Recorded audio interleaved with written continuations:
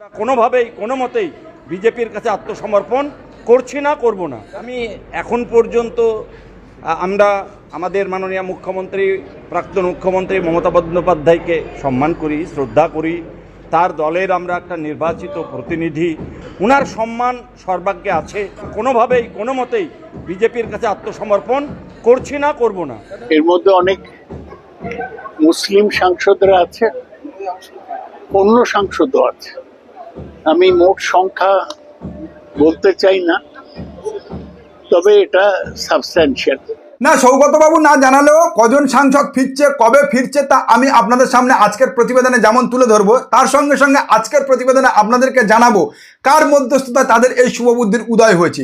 হঠাৎ যে তৃণমূল কংগ্রেস থেকে তারা একাধিক অভিযোগ তুলে এনসিপিআই চলে গিয়েছিল এবং এনসিপিআই থেকে এনডিএ শরিকে যোগদান করেছিল, তাদের কেন মোহভঙ্গ হলো এবং কার মধ্যস্থতায় কার কথায় তাদের সেই বরফ গলে আবার তারা কালীঘাট তৃণমূল কংগ্রেসে ফিরতে চলেছে আগামী দিনে। কিন্তু তার সঙ্গে সঙ্গে আরও যে দুটো ব্রেকিং নিউজ আপনাদের সামনে আজকের প্রতিবেদনে তুলে ধরবো, তা হচ্ছে চলতি বাদল অধিবেশনে যে ডিলিমিটেশন ও ওয়ান নেশন ওয়ান ইলেকশনের মতো বিলগুলো ইউনিয়ন গভর্নমেন্ট বা এনডিএ নরেন্দ্র মোদী সরকার পেশ করতে চলেছিল, তা থেকে তারা পিছু হটতে চলেছে এবং এই নিয়ে দ্বিতীয়বারের জন্য ঋতব্রত শিবির নিজেদেরকে যে আসল তৃণমূল কংগ্রেস বলে দাবি করছিল তার নথি জমা করতে নির্বাচন কমিশনের কাছে ব্যর্থ হয়েছে। নমস্কার, আমি বাবু সোনা, আপনারা দেখছেন চ্যানেল রাজকার্য। চ্যানেল রাজকার্যতে আপনাদের আরও একবার স্বাগত জানাই।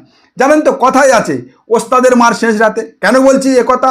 কারণ যখন এনডিএ ইউনিয়ন গভর্নমেন্ট এক দেশ এক ভোট ও ডিলিমিটেশনের মতো বিলগুলো এই চলতি বাদল অধিবেশনে পেশ করে পাশ করানোর যে ম্যাজিক ফিগার, সেই 2/3 মেজরিটি জোগাড় করার একেবারে দোরগোড়ায় দাঁড়িয়ে রয়েছে। আপনারা জানেন বিভিন্ন রাজনৈতিক দল থেকে, ইন্ডিয়া জোটের বিভিন্ন শরিক দল থেকে তারা সাংসদ ভাঙিয়ে যখন সেই ম্যাজিক ফিগারের একেবারে কাছাকাছি পৌঁছে গিয়েছে, তখন তৃণমূল কংগ্রেস থেকে যে 20 জন সাংসদ তারা ভাঙিয়ে নিয়ে গিয়েছিল, তারা এনসিপিআইতে যোগদান করানোর মধ্যে দিয়ে এনডিএকে সমর্থন করাচ্ছিল, সেই 20 জন সাংসদের মধ্যে 6 জন সাংসদ আবার তৃণমূল কংগ্রেসে ঘর ওয়াপসি হচ্ছে বলে খবর আসছে আমাদের কাছে। এবং তার সঙ্গে সঙ্গে আরও 2 জন সাংসদের সঙ্গে যোগাযোগ চলছে, অর্থাৎ মমতা বন্দ্যোপাধ্যায়ের কাছে ফিরতে চলেছে 6+2 8 সংসদ, এমনটাই খবর পাওয়া যাচ্ছে দিল্লির সূত্রে। তৃণমূল কংগ্রেস ছেড়ে যে সমস্ত সাংসদরা বেরিয়ে গিয়েছেন তাদের মধ্যে কয়েকজন আপনাদের সঙ্গে আবার যোগাযোগ রাখছেন না, সবার সাথেই যোগাযোগ আগেও ছিল, এখনো আছে।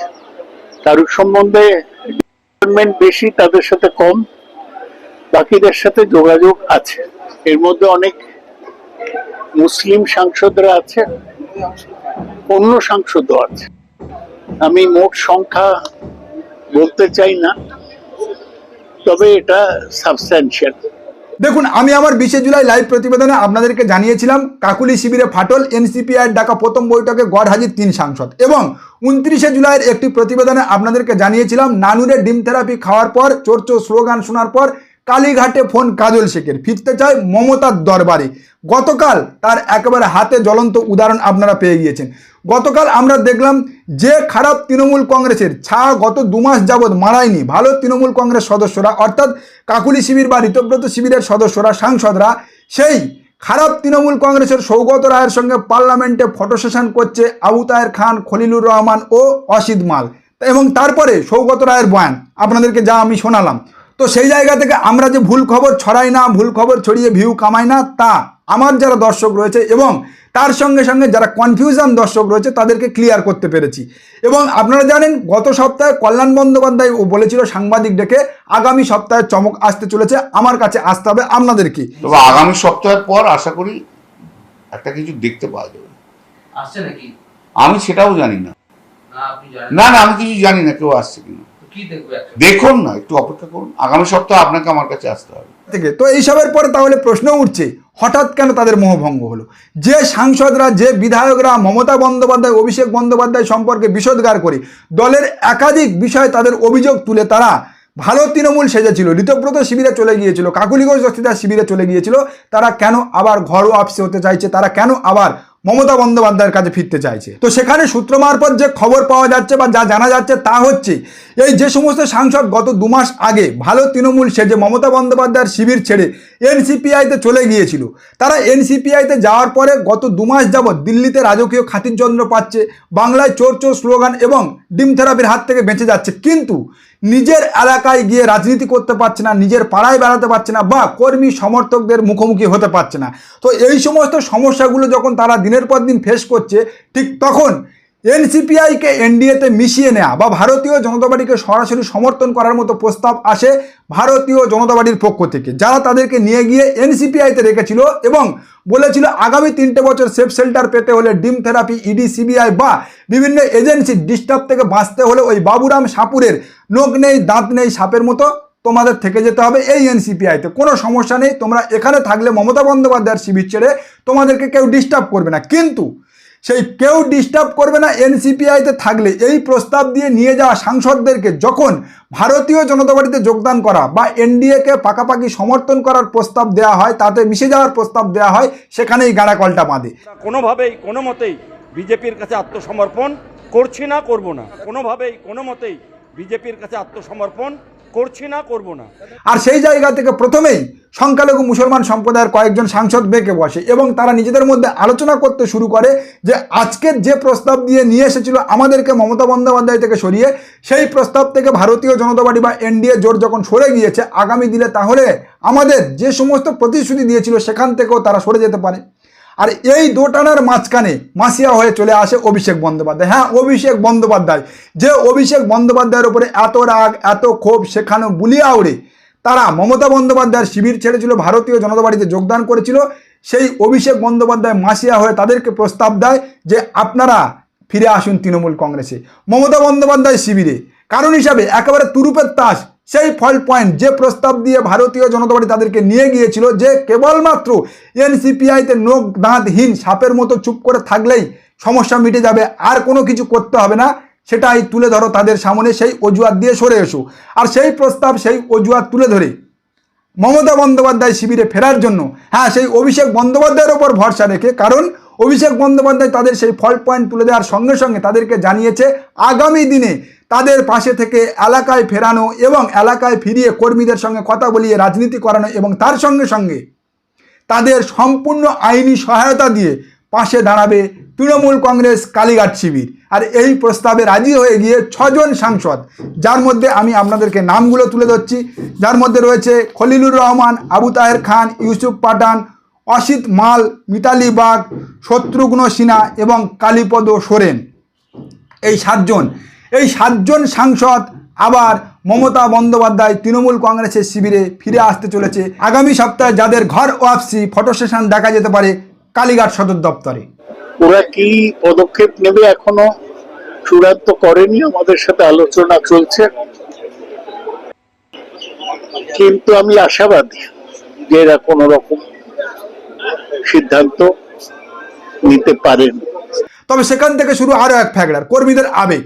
কারণ এই যে সমস্ত গাদ্দার বেঈমান মমতা বন্দ্যোপাধ্যায় যাদেরকে বলেছিল 21শে জুলাইয়ের মঞ্চ থেকে তাদেরকে ফিরিয়ে নেওয়া আর হবে না, সেই মমতা বন্দ্যোপাধ্যায় কেন তার কথা থেকে সরছে, এই প্রশ্নটা তুলতে শুরু করেছে মমতা বন্দ্যোপাধ্যায়ের সমর্থক কর্মী শুভানুধ্যায়ীরা। তো সেই জায়গায় মমতা বন্দ্যোপাধ্যায় অভিষেক বন্দ্যোপাধ্যায় সূত্র মারফত যা জানা যাচ্ছে, তাদেরকে আশ্বস্ত করার চেষ্টা করছে যে বাকিদের বিরুদ্ধে রিভেঞ্জ নিতে হলে তাদের সাংসদ পদ খারিজ করিয়ে আবার নির্বাচনী ময়দানে নামাতে গেলে এদেরকে নেওয়াটা জরুরি রয়েছে। রাজনীতি সম্ভাবনার শিল্প, রাজনীতি একটা বিগ গেম। তো সেই জায়গা থেকে এই সমস্যা মিটিয়ে দেখা যাক আগামী দিনে মমতা বন্দ্যোপাধ্যায় কালীঘাট শিবির কজন সাংসদকে ফিরিয়ে আনছে, আর সেই সাংসদদের ফিরিয়ে আনার ফলে বাকি যে সাংসদরা পড়ে থাকবে তাদের বিরুদ্ধে কত তাড়াতাড়ি আইনি ব্যবস্থা কার্যকারী করে তাদের সাংসদ পদ খারিজের মধ্যে দিয়ে নির্বাচনী ময়দানে তাদেরকে মমতা বন্দ্যোপাধ্যায় কালীঘাট শিবির অবতীর্ণ করে। তো এবারে আসি দ্বিতীয় খবরে। দ্বিতীয় খবরটা কি, ঋতব্রত শিবির, যারা নিজেদেরকে আসল তৃণমূল বলে এতদিন পর্যন্ত দাবি করছিল, সেই ঋতব্রত শিবিরকে প্রথম 12ই জুলাই ডেডলাইন দিয়েছিল নির্বাচন কমিশন।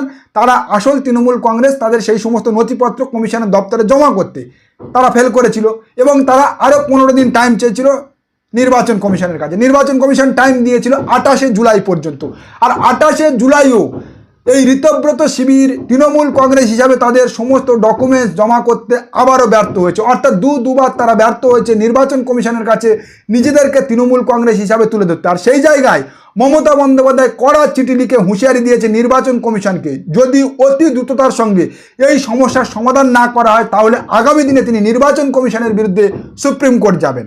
অর্থাৎ আম ও ছালা দুটোই যেতে চলেছে আগামী দিনে ঋতব্রত শিবিরের। আর যখন ঋতব্রত শিবির নিজেদেরকে আসল তৃণমূল কংগ্রেস বা তৃণমূল কংগ্রেস বলে প্রমাণ করতে ব্যর্থ হচ্ছে ও তার সঙ্গে সঙ্গে সাংসদদের যারা তৃণমূল কংগ্রেস মমতা বন্দ্যোপাধ্যায়কে ছেড়ে চলে গিয়েছিল তাদের যখন আবার কালীঘাট শিবিরে ঘর ওয়াপসির লাইন দেখা যাচ্ছে, ঠিক সেই সময় 15 জন বিধায়ক, 15 জন বিধায়ক তারা পুনরায় মমতা বন্দ্যোপাধ্যায়ের কাছে ফিরে আসার জন্য কালীঘাটে দণ্ডি কাটতে শুরু করেছে। নাম সে লিস্ট এখন তুলে ধরবো না, কিছু কারণ রয়েছে। যেমন আজকের আপনাদের সামনে যে 6 জন সাংসদ ফিরে আসতে চলেছে তাদের নাম বললাম, সময় এলে ঠিক তাদের নাম আপনাদের সামনে যোগদান করার অন্তত একদিন আগে হলেও আমি তুলে ধরবো। পর্যন্ত আমি কার হাত ছেড়েছি, কার হাত ধরে আছি, এ বিষয়ে স্পষ্ট কিছু আমি বলবো না। তবে এই দুটো বিষয় থেকে একেবারে দিনের আলোর মতো লাউড অ্যান্ড ক্লিয়ার হয়ে যাচ্ছে যে আগামী দিনে কাকলিগঞ্জ দস্তিদার ও ঋতব্রত শিবিরের সঙ্গে সঙ্গে এনডিএ ইউনিয়ন গভর্নমেন্ট তাদের যে 34.5 রিলে সিনেমা তা 26.5 রিলে শেষ হতে চলেছে। কারণ একদিকে তো কাকলিগঞ্জ দস্তিদারের শিবির ভাঙছে, তারা দল বিরোধী আইনের আওতায় এসে তাদের সাংসদ পদ আগামী দিনে খারিজ হবে, নির্বাচনের মুখোমুখি হতে হবে এবং তার সঙ্গে সঙ্গে এই যে 15 জন বিধায়ক চলে আসছে আর ঋতব্রত নিজেকে আসল তৃণমূল কংগ্রেস বলে দাবি করতে পারছে না, 65 জন বিধায়ক ভাঙিয়ে নিয়ে চলে যাওয়ার পরেও সেই জায়গা থেকে মমতা বন্দ্যোপাধ্যায়ের হাতে তহবিল এবং মমতা বন্দ্যোপাধ্যায়ের সিম্বল থেকে যাচ্ছে তাদের কাছে 2/3 মেজরিটি চলে যাওয়ার পরেও। এবং তৃতীয়ত এই এনডিএ ইউনিয়ন গভর্নমেন্ট এই ইন্ডিয়া জোটের যে সমস্ত শরিক দল, যার মধ্যে প্রথমে রয়েছে শিবসেনা এবং দ্বিতীয়ত রয়েছে মমতা বন্দ্যোপাধ্যায়ের তৃণমূল কংগ্রেস, বা বলা চলে প্রথমে রয়েছে মমতা বন্দ্যোপাধ্যায়ের তৃণমূল কংগ্রেস, কারণ 20 জন সাংসদ চলে গিয়েছিল, তাদেরকে নিয়ে গিয়েছিল। সেই 20 জন সাংসদদের নিয়ে গিয়ে শুভেন্দু অধিকারী যে নিজেকে বিরাট প্রমাণ করতে চেয়েছিল নরেন্দ্র মোদীর কাছে, এক তো সেখান থেকে ভাঙন ধরেছে, যার ফলে শুভেন্দু অধিকারীর ইমেজ যেমন ধাক্কা খাবে, তেমন এনডিএ ইউনিয়ন গভর্নমেন্ট যে দীর্ঘস্থায়ী ক্ষমতা ধরে রাখার জন্য তাদের অন্তিম চাল হিসাবে ডিলিমিটেশন ও এক দেশ এক ভোটের বিল পাস করতে চেয়েছিল, সেই বিলও তাদের কাছে অধরা হয়ে থেকে যাবে। কারণ তৃণমূল কংগ্রেসের সাংসদ বেরিয়ে আসছে এবং খবর যা পাওয়া যাচ্ছে তাতে করে আগামী মাসে অর্থাৎ আগস্ট মাসে আর লুকোচুরি নয়, সরাসরি ইন্ডিয়া জোটে সামিল হতে চলেছে চন্দ্রবাবু নাইডু। তো সেই চমক দেখার জন্য তো অবশ্যই আমরা অপেক্ষা করছি। তবে হ্যাঁ, এটা ঠিক এখন চন্দ্রবাবু নাইডু চলে গেলেও ভারতীয় জনতা পার্টি বা এনডিএ ইউনিয়ন জোট যে সরকার রয়েছে তা কেন্দ্র থেকে পড়ছে না, কারণ তৃণমূল কংগ্রেসের তো একটা সাংসদ রয়েছে বা শিবসেনার একটা সাংসদ ভাঙিয়ে এনেছে। যদি তৃণমূল কংগ্রেসের এই যে ভেঙে যাওয়া সাংসদদের সাংসদ পদ খারিজ হয়, তারা নির্বাচনে নামে এবং নির্বাচনের ফলাফল যদি উল্টো হয়, মমতা বন্দ্যোপাধ্যায়ের দিকে চলে আসে, তাহলে কিন্তু হ্যাঁ বিগ গেম অপেক্ষা করছে ভারতীয় রাজনীতিতে এবং রাহুল গান্ধীর কথা সত্য হতে চলেছে। 2029 নয়, তার আগে কেন্দ্রীয় সরকারের পতন দেখা যাবে ভারতবর্ষের রাজনীতিতে। দেখা যাক কি হয় আগামী দিনে। তবে তাড়িয়ে উপভোগ করুন, আমরা আপনাদের সঙ্গে আছি এবং আমরা আপনাদের সামনে পরপর একেবারে সেই সত্য খবর তুলে ধরবো, যে সত্য খবরের সন্ধান আমরা আপনাদেরকে দিই প্রতিটা মুহূর্তে। দেখতে থাকুন, আমাদের সঙ্গে থাকুন, সবাই ভালো থাকুন। আজকের প্রতিবেদন এখানে শেষ করছি, দেখা হচ্ছে আগামী কোনো লাইভ বা আগামী কোনো প্রতিবেদনে।